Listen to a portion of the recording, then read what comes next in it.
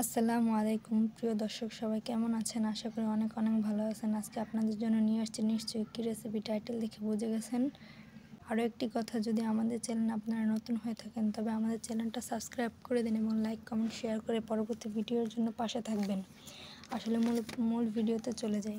যে মাছটা প্রথমে দেখেছিলেন সেই মাছটাকে আমি অফ ক্যামেরায় কেটে ধুয়ে ভালো করে পরিষ্কার করে নিয়েছি। তারপরে এর গায়ে 1 চামচ হলুদের গুঁড়ো, 1 চামচ মরিচ ও স্বাদ মতো লবণ দিয়ে ভালোভাবে মেখে নিয়েছি।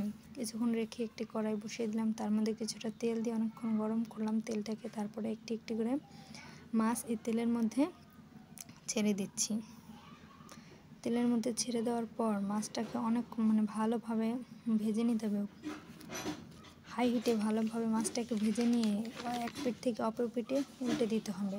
ভালো করে মাছটি যখন কড়াইয়ের মধ্যে দেওয়া হয়ে যাবে তখন এক পিঠ থেকে অপর পিঠে মাছগুলোকে ভালোভাবে উল্টে দিবেন এবং ভালো করে যখন ভাজা হয়ে যাবে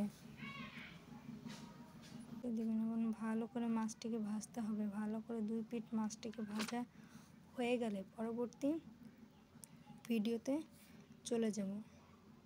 মাছগুলো আমি অফ ক্যামেরায় ভাজার পর অফ ক্যামেরা উঠিয়ে রেখেছি, সেটা আপনাদের দেখাইনি। আর মনের ভুলে তেলটা অফ ক্যামেরা দিয়ে দিয়েছি।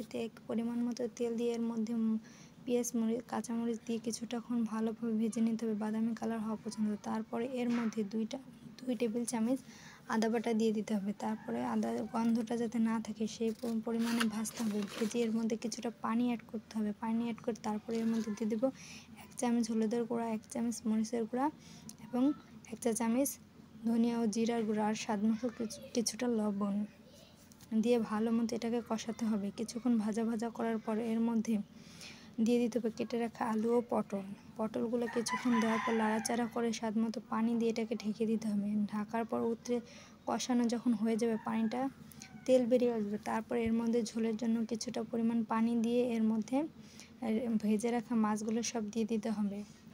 তারপরে কিছুক্ষণ জাল দেওয়ার পর হয়ে গেছে, গরম গরম পরিবেশন করুন এবং সবাই ভালো থাকেন। পরবর্তী ভিডিও পেতে আমাদের চ্যানেলটা সাবস্ক্রাইব করে দিবেন। ভালো থাকেন। আসসালামু আলাইকুম।